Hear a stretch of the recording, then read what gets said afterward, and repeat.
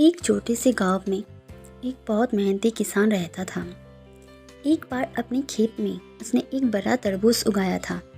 किसान को अपनी तरबूज पर बहुत गर्व था और वो जानता था कि ये अब तक का सबसे बड़ा तरबूज था। वो घंटों इसे देखता रहता और सोचता रहता कि इसका क्या किया जाए। पहले उसने सोचा कि उसे बाज़ार में बेच देना चाहिए क्योंकि इससे उसे अच्छा खासा लाभ मिलेगा।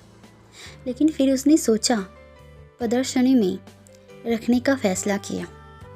वो ऐसा ही सोचता रहा और आखिर में उसने राजा को उपहार में देने का फैसला किया।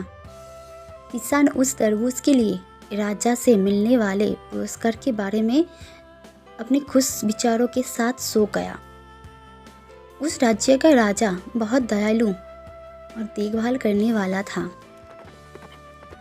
इसलिए उसे अपने राज्य में आम आदमी के भेष में घूमने जाने का आदत था, ताकि ये जांचा जा सके कि उसकी सभी प्रजा सुरक्षित है या नहीं।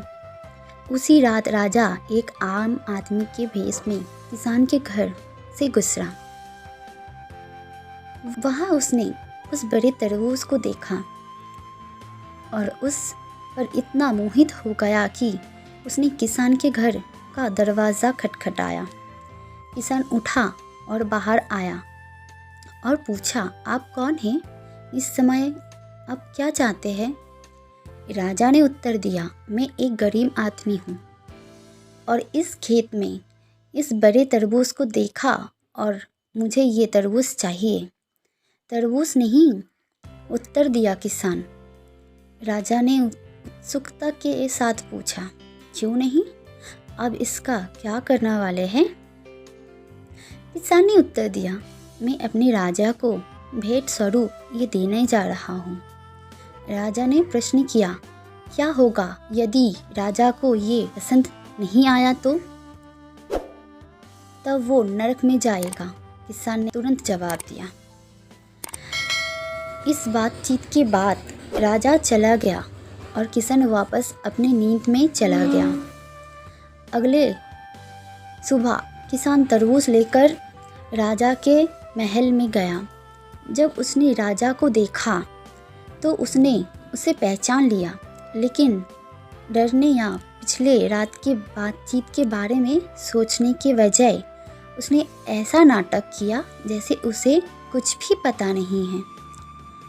अब उसने राजा को तरबूज भेंट किया, जिसे उसने खरीदा और कहा, महाराज, ये इस देश के सबसे बड़ा तरबूज है। मैं इसे आपके लिए भेंट स्वरूप ले आया हूँ। मुझे आशा है कि ये आपको पसंद आएगा।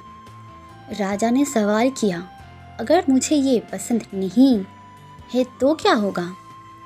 ठीक है, उस मामले में आप पहले से ही मेरा जवाब जानते हैं, महामहिम, उत्तर दिया किसान। किसान के प्रतिक्रिया सुनकर राजा मुस्कुराए और कहा, मैं आपका उपहार स्वीकार करता हूँ। राजा ने किसान को न केवल उसके उपहार के लिए बल्कि उसके बुद्धि और बुद्धि के लिए भी पुरस्कृत किया। सीख, इंटेलिजेंस और माइंडफुल थिंकिंग ह्यूमन मुश्किल परिस्थितियों से आसानी से निकलने में मदद कर सकते हैं।